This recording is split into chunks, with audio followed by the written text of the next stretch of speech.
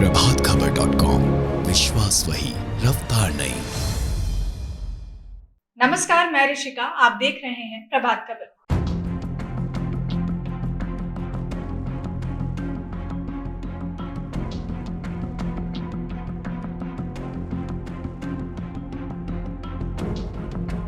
पटना के राजीव नगर अंतर्गत नेपाली नगर में तोड़े गए मकानों को लेकर दायर रीट याचिका पर मंगलवार को हाई कोर्ट में सुनवाई हुई।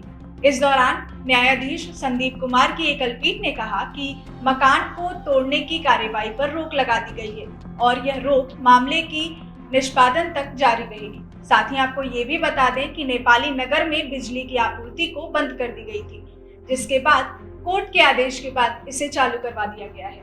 हालांकि इस मामले पर कोर्ट गुरुवार को भी सुनवाई करेगी। क्या है पूरी खबर, आइए देते हैं आपको पूरी जानकारी।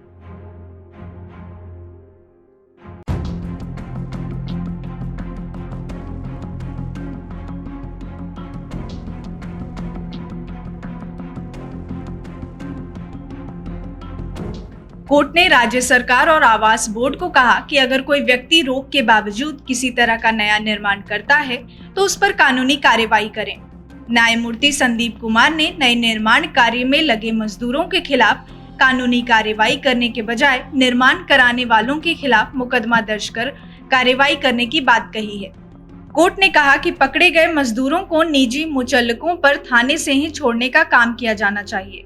सुनवाई के दौरान राज्य सरकार का पक्ष रखते हुए महाधिवक्ता ललित किशोर ने भी कहा कि गरीब मजदूर पर कार्रवाई नहीं की जानी चाहिए।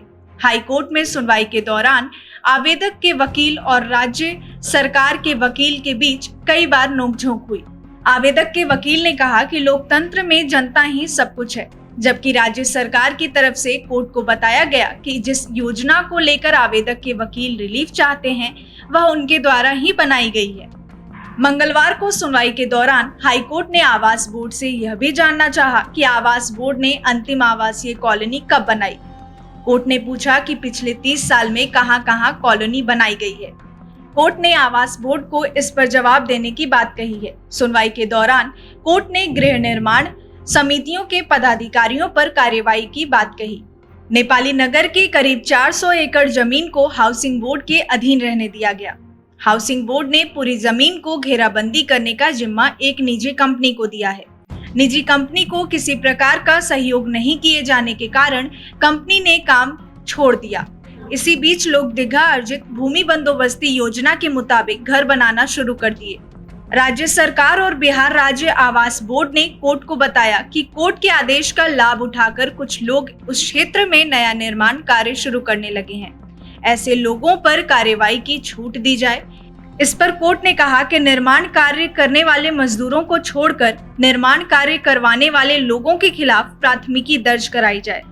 ऐसे ही तमाम खबरों के लिए जुड़े रहें हमारे साथ और देखते रहें प्रभात खबर।